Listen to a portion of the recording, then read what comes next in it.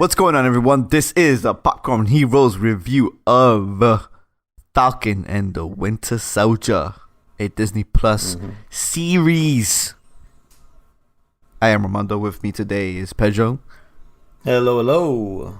And back from the dead, Orlando. I'm not dead. What's up, man? What's up? He didn't say you were. He said you're back from it. Not the same. It's not the same.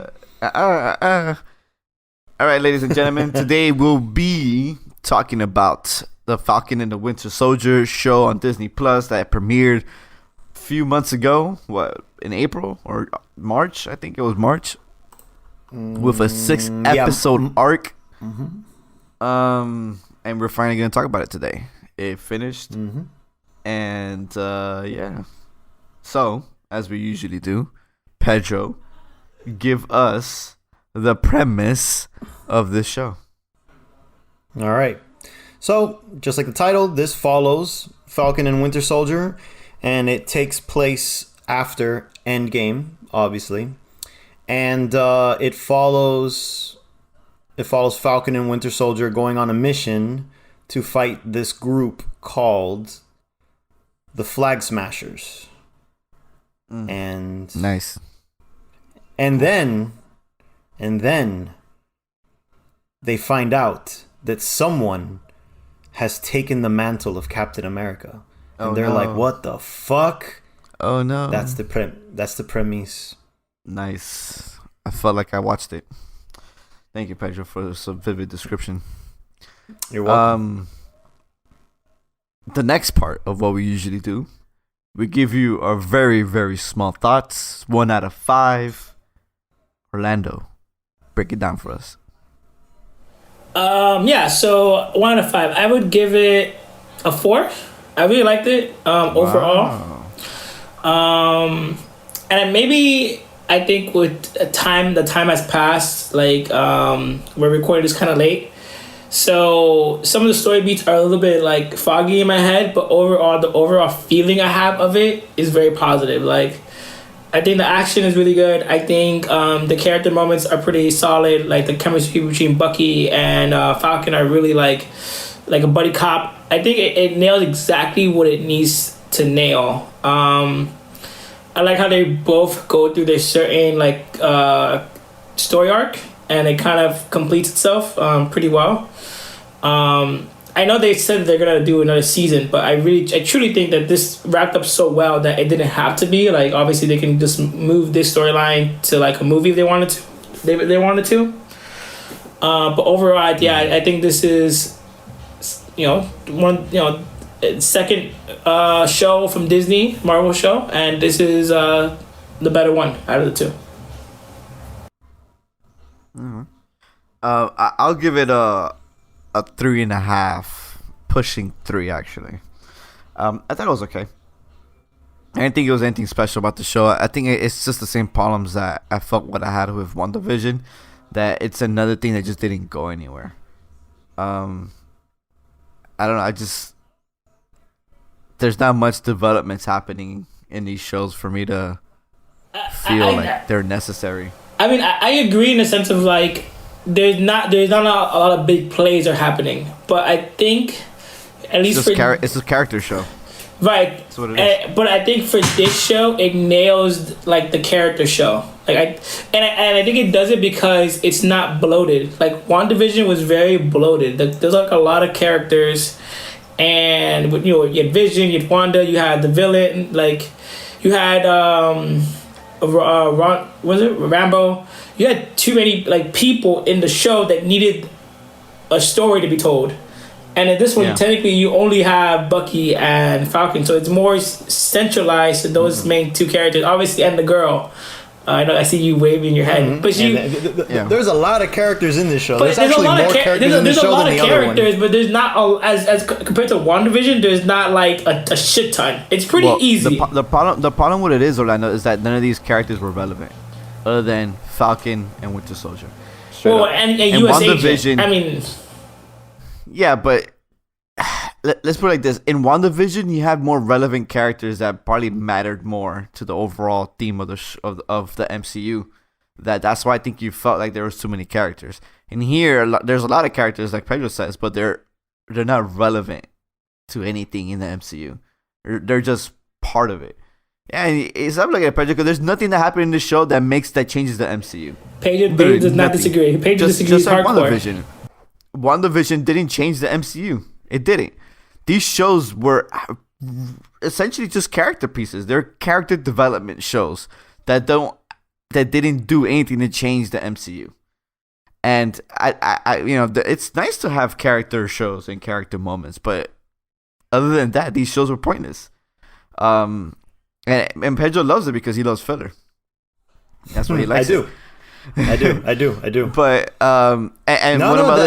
that's a fair assessment. One of my other things is that I didn't like the villains either. I thought they were fucking extremely pointless in this show.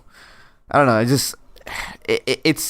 I liked it for the character moments, but overall the show itself, I found it to be pointless. But again, they're really good shows. Like, they're top notch. Visually, I like them. The acting was great. It's just, I don't know. And I like spending time with Falcon and Winter Soldier. Honestly, like they're in my opinion, they're good, fun characters. But other than that, I didn't really find it a point. All right. I agree with Orlando. I give it a 4 out of 5. I really enjoyed it. And I do agree with what you said, Armando, about these shows. These shows, you're right, they're not changing the MCU. But what they do is they are the in-between. They set up the pieces for whatever the next movie is going to be. And I mean, we already got into the WandaVision setting up pieces for, Doctor Strange and stuff. And this one's obviously setting up pieces for the next Cap movie or whatever the fuck they want to do in the other shows. But yeah, it is a good character development show. It's good with introducing smaller characters that will be more important in later projects. It's just, yeah, it is in between. It is tie-ins, it is filler, but I'm still really enjoying it. Now, reason why I gave it a 4 is, the main two characters, of course, they had great chemistry. It was the buddy cop feel. And it was definitely an action show, which I liked a lot. And you can tell it wasn't the same directors or anything, but it felt like it was the same team that worked on Winter Soldier or Civil War. Like the other Cap movies, by the way it was filmed. There's a certain style that they were trying to reenact, and I think they did a really good job of it.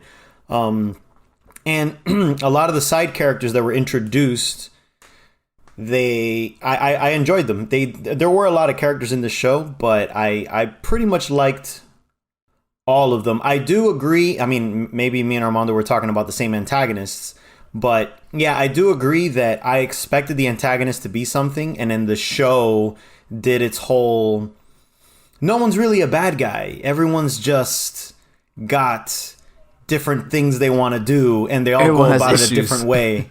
Yeah. It wasn't really, it's kind of like they pulled a Skrulls thing, what they did in Captain Marvel. Sort of, like the idea of it. But anyways, so we can get into that as we get deeper into it. But I do agree that I expected it to be more of a black and white show, but it ended up being just nothing but like gray areas. It's all like, which now that I think about it, that's what Cap was all about. The other Cap movies, except for the first one. So, all right then, let's get into it, ladies and gents. Spoilers ahead. Oh wait! Jesus Christ, I forgot a step. Would you guys recommend it, Pedro? Yes. If you've been watching all the other Marvel movies and the Marvel shows, absolutely, I recommend it. It's a fun ride. If you're an MCU fan, definitely watch it. But if you don't really care about it, I don't see there's no point. These shows are not doing anything that's changing the game. That when you get to the movies is gonna, like Kevin Feige says, you don't need to watch the shows to watch the movies. So, and it's been holding strong, literally what his statement said, because you could not watch the show and still know that Falcon is captain, because it's literally how Endgame ended. He's captain, and it shows just like at the end of it, he's captain. So it's WandaVision. Nothing happened in WandaVision for you to feel like you're missing out on something, The only thing she got from the show is her name, Scarlet Witch. So it's kind of like nothing in these shows is happening that matters in the grand scheme of things. But anyways, let's get into it then. Spoilers ahead. Spoilers ahead. We're talking about spoilers now. Spoilers, I say. Go ahead, Pedro. You kick it off. You like the show. Okay. So, I actually like the idea of what the Flag Smashers were about because this show was all of these shows are all about like consequences of certain things, and this one was what's the consequence of all these people coming back. I mean, Homecoming played into it, but for laughs with school. My bad, not Homecoming. Far From Home, sorry. Far From Home was playing around with it. So this one said, what if for 5 years people all got together, created their own fucking cities essentially, like got together, created their own, and suddenly 5 years passed, these people come back and now they want that land back. Land that you've been living there for 5 years, you did your shit. How are you gonna like figure that out? So that's a big consequence, and that's what was central to the whole show. And then of course with that you get your quote unquote resistance, quote unquote terrorist group, depending on which side. I thought it was a really good, because I thought like I said when I did my summary, I thought that it was gonna be a black and white, like they're villains, they're the heroes, that's it. The only drama is gonna be who's gonna take the shield type of thing. But they brought in this whole other thing of like, you need to look at everyone's sides of the fight. So at first I was like, what the fuck are they doing? And then I was cool with it. And just overall, I like that they were asking hard questions that they didn't answer. At the end of the day, Cap was just like, you could fix this. How? I don't know, but you're going to fix it. And then he just walks away. I'm Captain America. So, yeah. But that's the point of the show. The show isn't trying to answer it for you. The show is trying to be a metaphor for like, there's going to be shit going down. Like the whole point is to stop for a minute, see everything, and then try to compromise. It's not supposed to answer for you. So I like that idea of it. I wish I don't know what it was missing. It was missing something, but I like the idea of the Flag Smashers, of what they became. It surprised me. I didn't think I was going to like that. What about you? Oh, you want me to go around? Okay. Yeah. So the like you said, the idea of the Flag Smashers is pretty cool. Like they're trying to reunite the world again to make it an Earth instead of a country, right? Everybody's is beings of Earth, not beings of a country that divide the people and all that crap. Yeah, I get it. It was beautiful. But something felt off about there was something off about them. There was I think the main thing was that it was rushed. But a lot of people say that there was a plot line that got cut, and it was because one of the main plot lines of the Flag Smashers was going to be that they were fighting a pandemic within their people, and that's why at the beginning of the show they were going after vaccines and shit like that, and then you never heard of those vaccines ever again on the show. And that's why the lady, her mama, whatever, she died from an illness that they called it. They put it off as tuberculosis, but in reality, it was due to the pandemic that was going on that she died of. So that's why that Flag Smashers felt weird, because they were resistant fighters, but at the same time they were trying to help a group of people that were suffering, and no one was paying attention to them. And so I think that's why you had a lot of these pieces of them doing stuff and then kind of forgetting about it and then doing something else. So that's why I think they felt very disjointed because of that fact, because one of their key storylines was entirely cut. And then you just had to fill it in with other shit, I mean, what they ended up filling it in was that whole not UN, but the whole vote. That's what they filled it in with. Exactly, yeah. So that's why I just they felt weak. They felt like, what's the point of you, Because there was supposed to be more to them than essentially what happened on the show. Mm-hmm. Which sucks, because I would have loved to see that plot line, to see them more fully realized characters, And I think they suffered greatly because it just became a shell of what they should have been. All right, so the internet had a field day with a bunch of memes for good old Captain Fake America. Yo, everybody hated him, dude. Oh my god. They kept using him. They kept using him as a, I don't know what the male version of fucking Karen is, but that's pretty much what they were doing. So they had the whole, like this type of Captain America was the one that'll tell you should smile more, like that type of meme. And it was just such a passive aggressive like type of meme.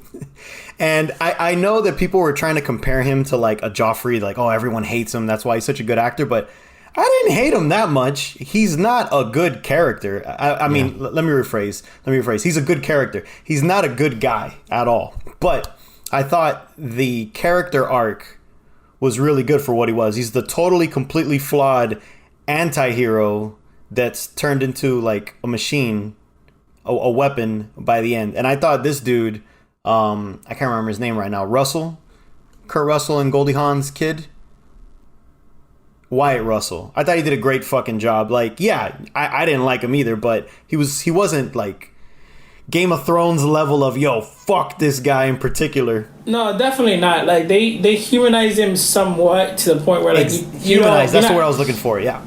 You're not rooting for him, but you get it. No. Like you get it. Like you're in Captain America's shoes, and you can never be Captain America because that's like a once in a million type of person, and you feel inadequate.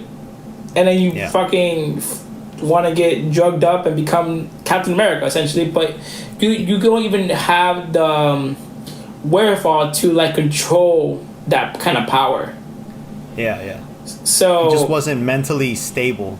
Right? Yeah, he couldn't handle what that does to you, basically. Of like that being the feeling of like powerful, and Cap always. I feel like Cap is like Goku. He never played like he's hardly Super Saiyan. Only when he has to be. Because you see Cap in so many fights fighting regular ass people and never snapping their necks because he just he knows he can, but he never does it. So there is a level of like I need to play like 10%. Yeah. And he doesn't have that. He's all rage. So. Especially when his boy dies, that's the total snap moment. Yeah, that's his Krillin, basically. I'm liking these DBZ parallels. Good shit. Yeah, so I don't think he's bad though, because like Game of Thrones villains, they have no, you can't sympathize with them because they're just dark for darkness sake. Like they're just sick in the head to be sick in the head. Right. Yeah. So yeah, I think it's different. I think in general he's a very well-rounded villain. Yeah. I think that introducing him and seeing his full arc, it brought up a really good question. Like they said he would be the perfect Captain America because he had 3 medals of honor and all that. And it's like, but that's not what it takes to be Cap. You need a whole much more, like so much more. And yeah, it just proved that by seeing what American military considered the greatest candidate just wasn't enough, like not even fucking close. And he just well, you compare it to Captain. Captain was not the greatest person ever, greatest soldier. He was just a great person. He just had heart. Yeah. Right. Exactly. And even when you look at Captain America's like story arc, is like he wanted so badly to serve his country that he was literally signed up to be experimented on, which he didn't have to be. Like that's something different. Like it's a different mentality to put yourself through that. And like Amanda said, he already had the heart. So it's different when you're a soldier, but a soldier is trained to kill. And Cap wasn't never trained in that way because he never had it. He never had what it took to be a soldier until he morphed his body to one. So he was always a man filled with heart and drive.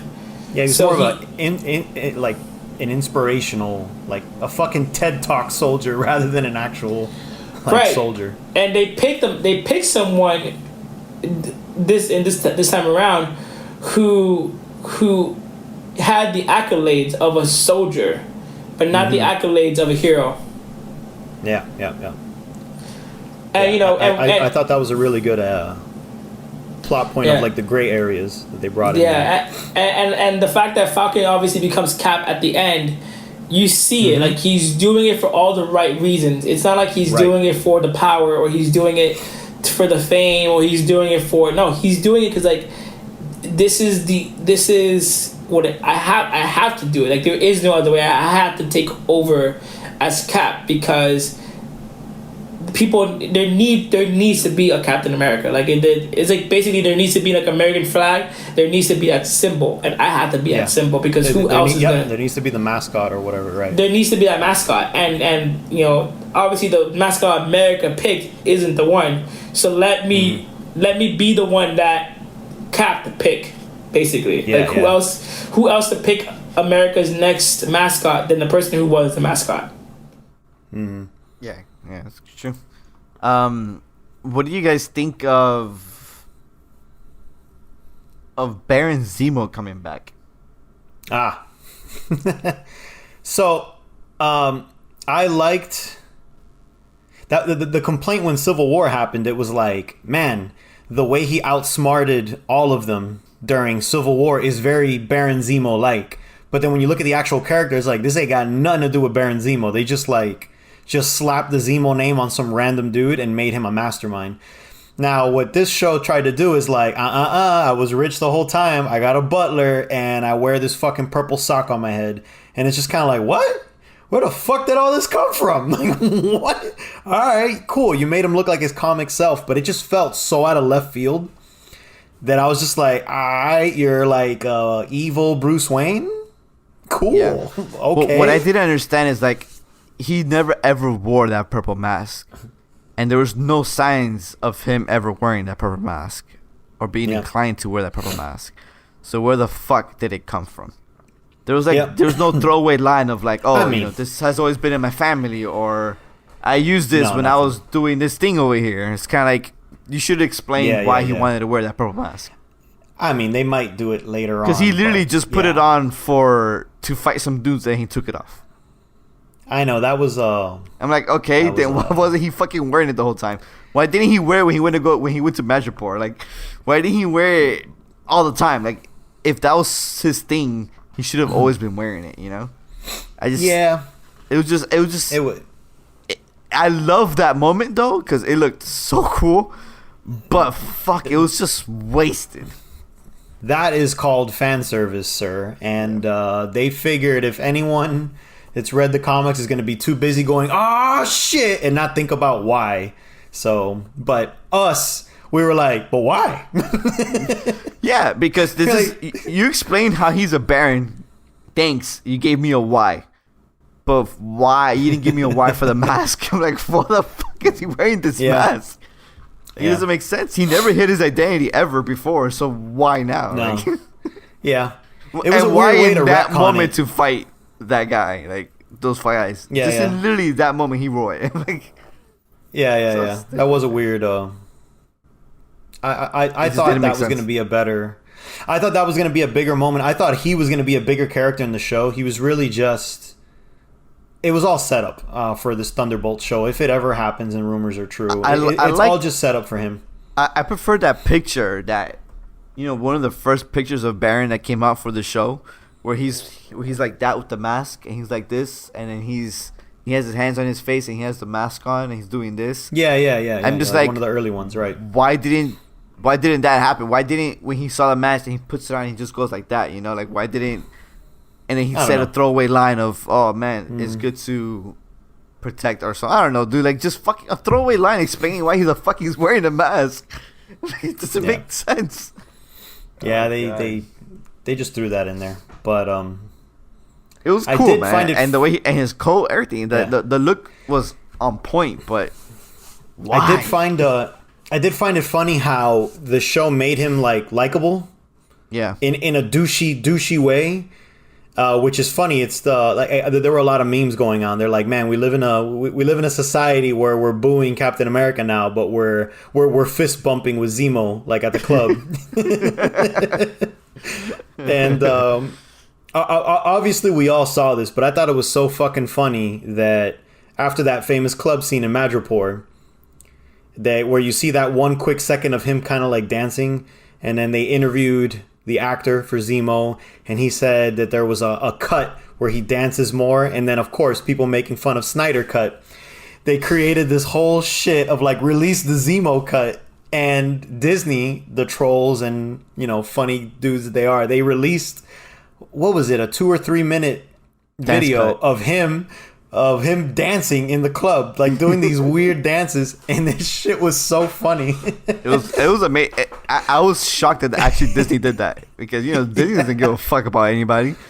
I'm just like, oh my god, they released extra footage.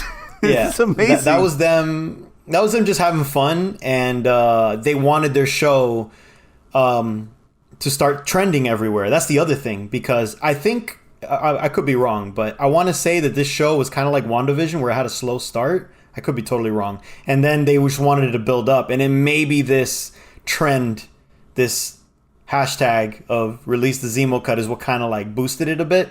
But either way, that's Pedro, definitely what they did it for. I think WandaVision killed the steam this show had. Because the way that WandaVision ended with it not going anywhere and nothing happening, and it was just like, what's the fucking point of this show? I think that kind of killed the momentum these Disney shows were having. Because I think if WandaVision would have ended on a high, I think this Falcon and Winter Soldier show would have been like, oh shit, we have to watch that now.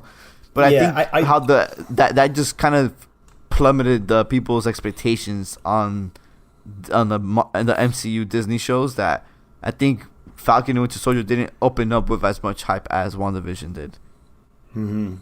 That's what I think. My idea. I'll have to look at the numbers. I think overall more people did watch this show over Wanda, though. Like overall. Yeah, especially at the beginning. And it's also catered more towards like action, so people will naturally like go to it more. Mm-hmm. you know what's one thing I did notice that I don't know if it's been happening for a while, but people are not like Super Soldier people are not they're not as hard hitting as they were in other shows and like in certain movies. Like if you watch Winter Soldier, Captain and Bucky were fucking like, you felt those hits, and I feel like as the MCU progressed, those hard hits, those strong punches haven't really translated in, especially in the show. Like they're just people fighting. I didn't feel any power behind anything. It all depends, because I remember in the first Cap, I didn't really feel his power in the first Cap. And then in Winter Soldier, there were a couple scenes where you really see him like kick someone into a wall and the wall dents. Yeah, or when he holds that fucking airplane, the helicopter. Yeah, there you go. So there's moments like that where you're like, oh, huge. That's right. Which I think is getting back to what Orlando said. He goes at 10% until he doesn't have to. Until he has to go to 100. So you could always write it off that way. I know in your case you're saying the villains that are at 100 all the time. But I mean, the villains in this show, they were pretty much like lifting all like telephone poles and whacking you with it. They were going for pretty. Sure. I'm not talking about that. I'm just talking about the punches themselves. I'm not talking about power. Like I see them lifting up. Yeah, I know they have power. I just don't feel the power behind their punches. Like I guess the sound or the noise is not about boom. Yeah, boom. You know what I'm saying? It's just, I don't feel where I really did realize. Obviously, when they were fighting Bucky, they're just, it's like a regular fight. But whenever any one of them fought Falcon, that's where I really saw it. Like he'll block it, and then he'll fly backwards, or he'll have to use like the engines of his wings to like push back. That's where you can really see like, oh shit, this dude is like way he had a disadvantage. Yeah. Which is probably why I like the fights when he would jump in. I'm always like, damn, dude, you're gonna get your ass whooped. But whenever I saw him fight a super soldier, I was kind of like, oh, like to me there was like stakes, even though we know he's a main character. But still, I was like, oh shit, you could really get rocked right now. So Yeah. I fell for it. What do you guys think of the Isaiah plotline? I was gonna bring that one up because we were talking about Falcon and how he becomes Cap. One of the biggest things, one of the biggest pushes for why he finally decided to become Cap was because of Isaiah, who is the. I wasn't gonna say the OG, but he is the person that was able to become a super soldier after Cap.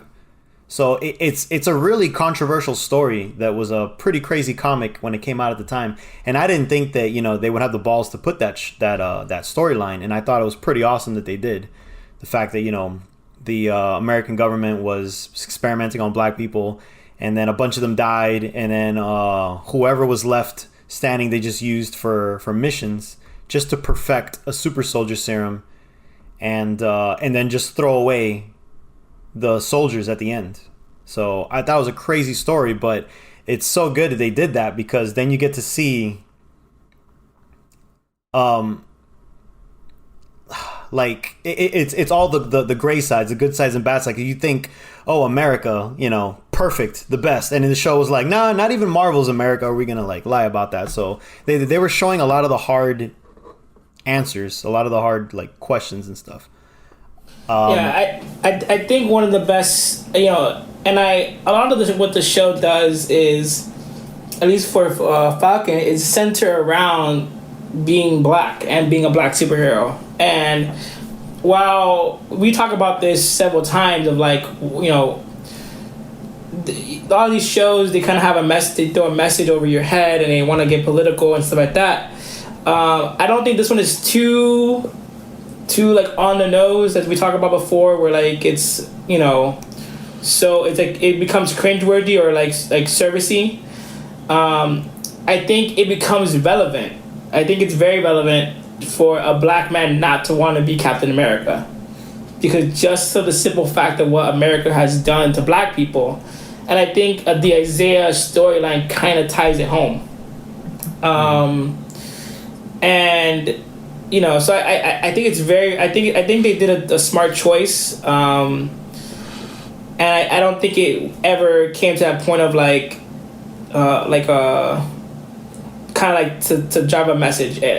I think at the end it kind of got a little bit of that little, I gotta preach the message now a little bit, but I think for the most part, I think it's relevant, and I don't think it was so overblown that it's okay, we get it, What do you guys think about that? Because we do talk about that a lot in terms of shows or movies having a message, but then when they overdrown you with that message, what do you guys think about? With it, right.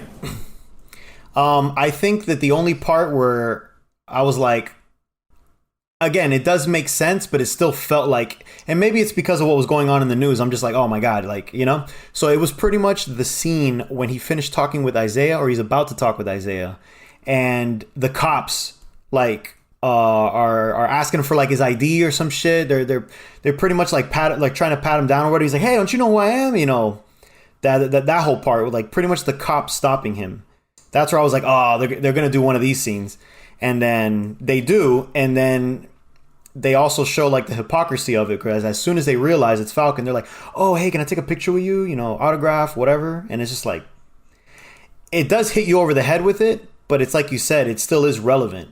And I think the reason why I kind of was oh, they did these, but it's needed, is because this show is a time capsule for what's going on right now. And maybe years down the line, people won't remember that shit. Who knows? Hopefully, people wouldn't want to deal with that shit. But yeah, you're gonna look back and go, oh, yep, this is when the show was made. This is a time capsule for that time. Right. And like I said, it makes sense in just the political landscape. It's not this stuff isn't happening, Yeah. So it makes sense to the character and stuff like that.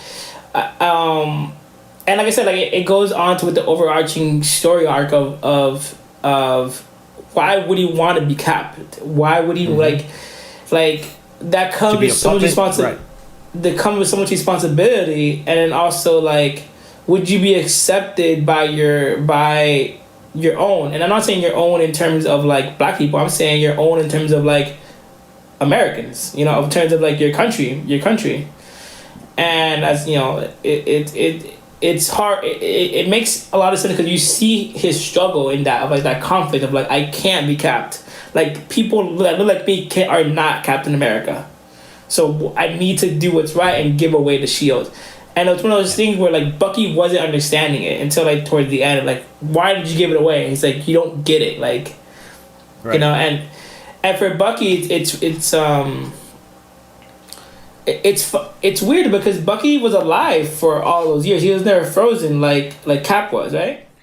Yeah, he was right, and I think, and he got he was always he was frozen and unfrozen for a mission and frozen back. Bucky hasn't been alive since like the 30s or 40s. I mean, like fully consciously. So basically like Cap, like he was frozen just like Cap. Well, okay, yeah. Frozen and unfrozen, like Pedro said. Yeah.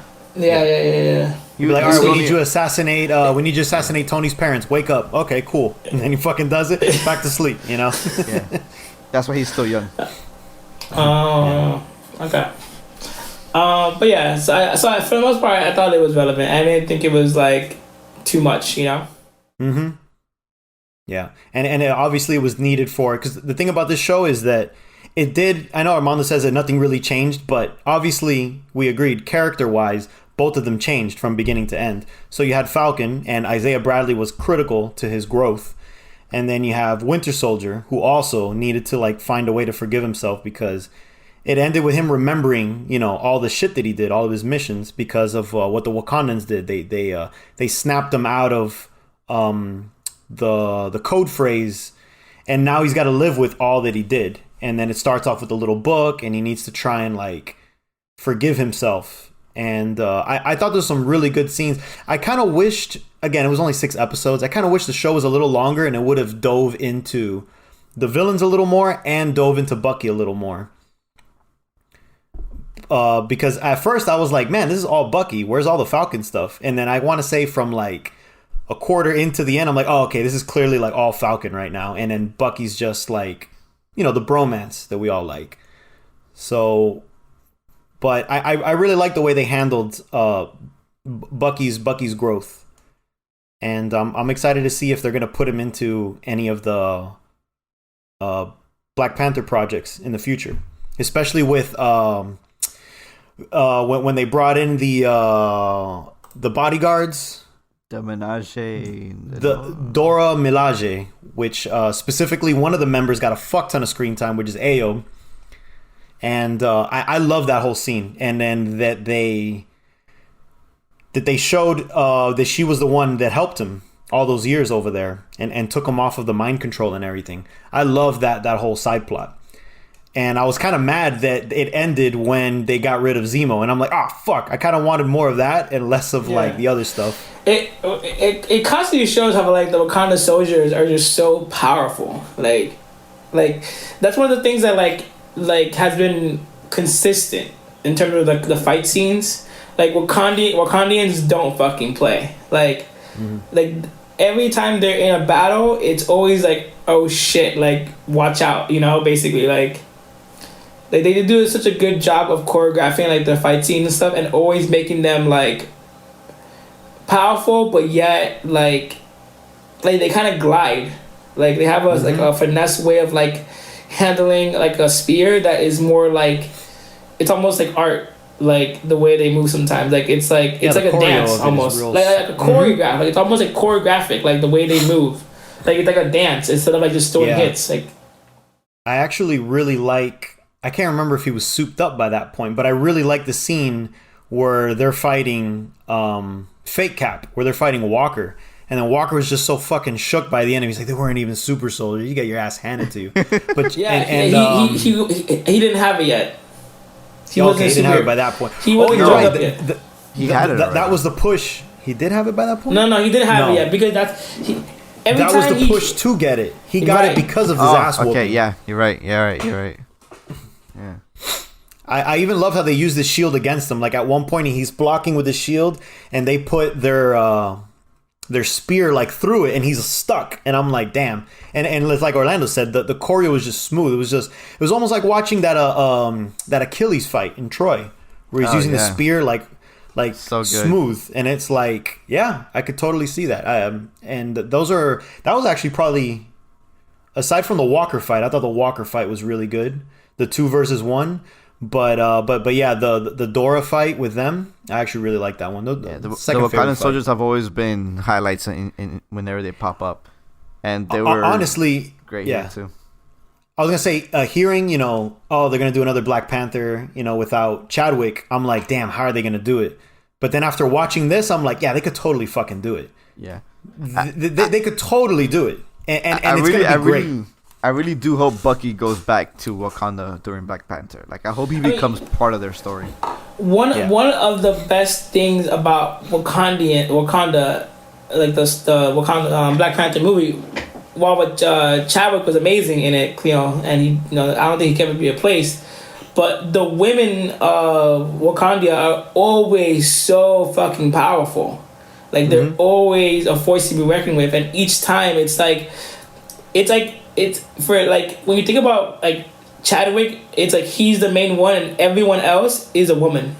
So it's like every time there's a fight scene, and they're all still around. So, like, I have no doubt that they could carry the mantle without him, sadly, but, like, it's fine because they're all still around. And so, like, I wonder what they're gonna do in that sense of, like, who's gonna have the spotlight now. Yeah. Well, yeah, it's gonna be his sister for sure. Well, we'll see. Yeah, I mean, I did enjoy that. What do you guys? Did you like the Captain America Falcon costume? Yeah, the hybrid. The costumes. The costume at the costume? end. The cap costume. Did you guys like it? I thought it was cool. I thought it was really cool. And I like the neck piece. The neck piece. That bothered me. I mean, the thing is, it's so comic accurate so that it's like, damn. Accurate. It's like, So dude, this is accurate. exactly like it. But then it's like, seeing that shit in real life is goofy as fuck. Yeah. It's super goofy, but Pretty goofy, but I think it was good.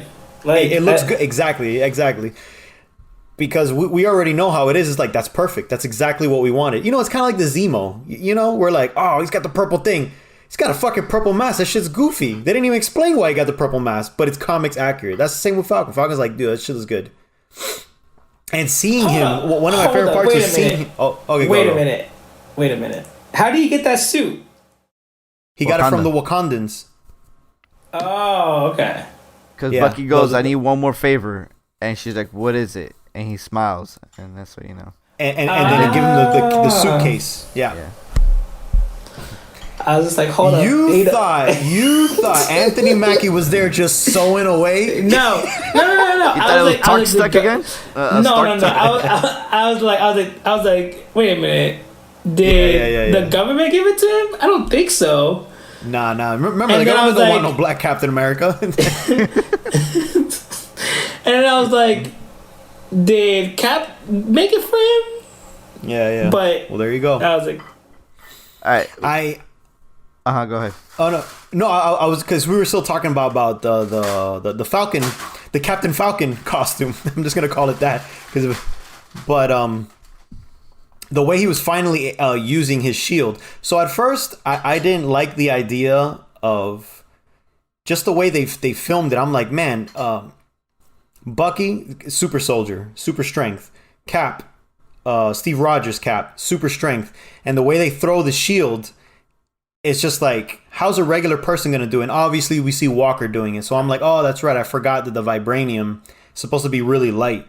So then when you see Falcon doing it and him doing his training montage of fucking up multiple times before he gets it right, I'm like, perfect. I would have hated for Anthony Mackie to suddenly be like, all right, I got the costume and he's good right off the bat. I would have been like, yo, what is this? What is this Mary Sue shit?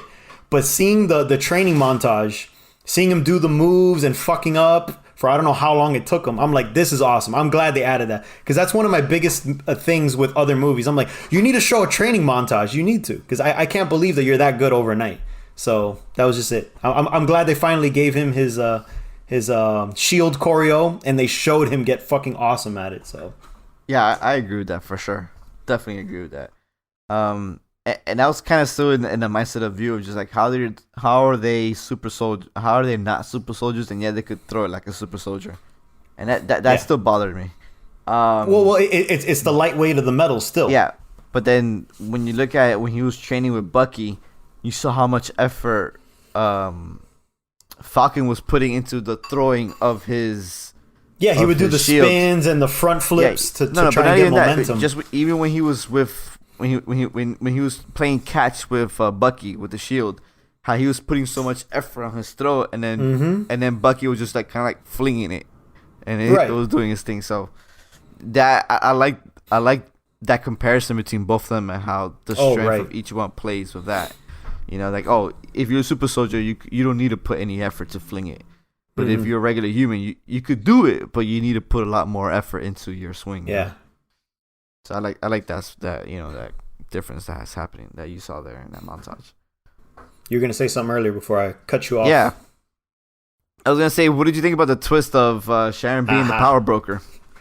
I was just. Or do you actually think that she is the power broker, or she is? It was just a switch up, and the power broker is gonna be somebody else. No, she was the power broker. I remember that was a theory that we had in the beginning. The only thing that kind of threw me off of it was her scene in Madripoor. I'm like, she's killing a bunch of people, so she could be it, but why would she be doing that? Whatever. So why is she the power broker? I don't understand that plot line. I really didn't understand. She is the power broker. She's the power broker. What's her end goal? Just like making money in the black market? Yeah. Essentially. They didn't get too much into the end goal, but her end goal was pretty much changing the world. And it was very like ominous, you know? It was, she didn't like that the government totally fucked her over, and she was trying to get weapons and put it into other people to change things.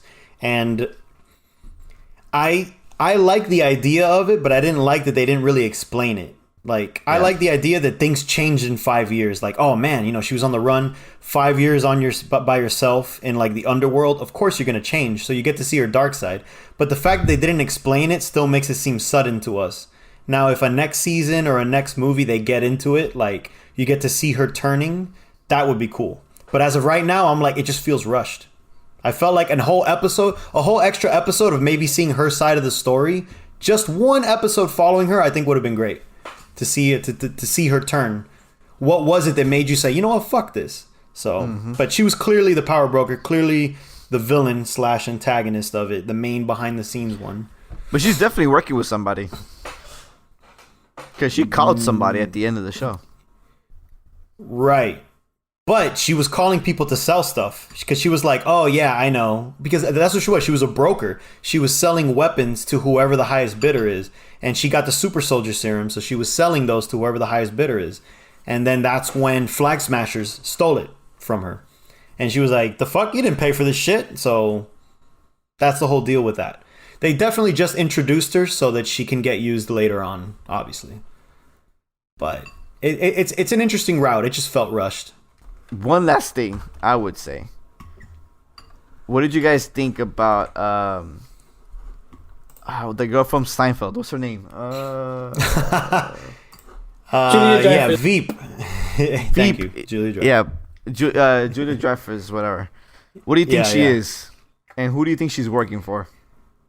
So, I think... Yeah, I was going to say, she's a character that's pretty much part of... In the comics, the character's pretty much part of S.H.I.E.L.D. But I think the route that they're going for is that she's obviously the Black Ops side of S.H.I.E.L.D. Maybe not actually S.H.I.E.L.D., because S.H.I.E.L.D. probably doesn't exist by this point. But she's the Black Ops side of the government? The superheroes. The government. There you go, the government. So it's setting up Thunderbolts. And she's just going to be picking up. So you think she's working for us, then?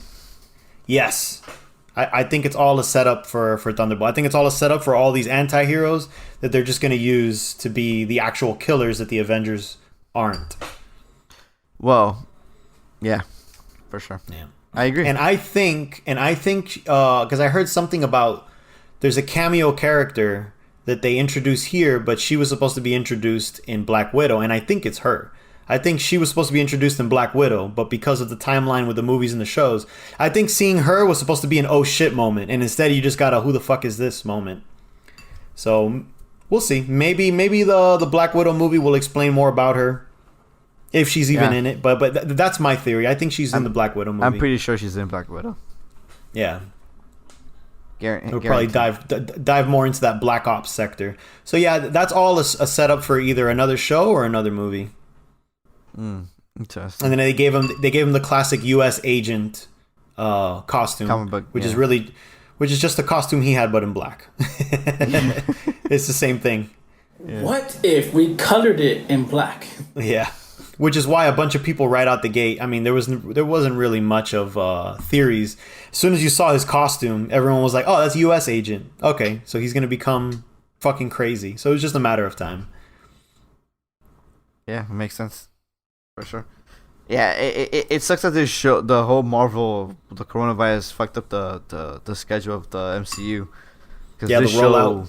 Yeah, because we could have, it would have piggybacked Black Widow. And I think it probably would have made more sense. Yeah, most likely. Yeah, it is what it is, I guess. Any last thoughts, gentlemen? Nah. Overall, great show. Overall, I think it's a good in between for whatever's coming next. Good setup, and it made me really like Falcon and Bucky more as characters. Yeah, I agree, 100%. I think Bucky, out of all of the Avengers, was my least favorite. Just because he just was so bland and so cookie cutter. And I think this really flushed him out a bit. So I think, especially with them together, I think you can't make a movie that with. I think even going forward, they can't be in separate movie by themselves. Like even if he's in Black Panther, I feel like Falcon has to show up just a little bit. Like call him up on the phone. Something, because they're besties now, so they have to be together in some regard. So I don't know. I like the idea of always shipping them together. Like you never saw Cap without Falcon, so I don't ever want to see them without each other now. Right. Yeah, makes sense. I can see that happening. But they definitely need to do their own adventures too, though. Their own Avengers. Their own adventures. Oh yeah. Yeah. But I mean, I think they. Yeah, I agree. But I think they just always need to be somewhat throw a quick scene together. Always keep that bromance alive. Yeah, for sure. Awesome. All right, ladies and gentlemen, hope you enjoyed this review of the Captain America and the Winter Soldier. Let us know your thoughts on this show. Let us know if you enjoyed it. Let us know if you agreed with us. Till next time. Bye-bye. Later, guys.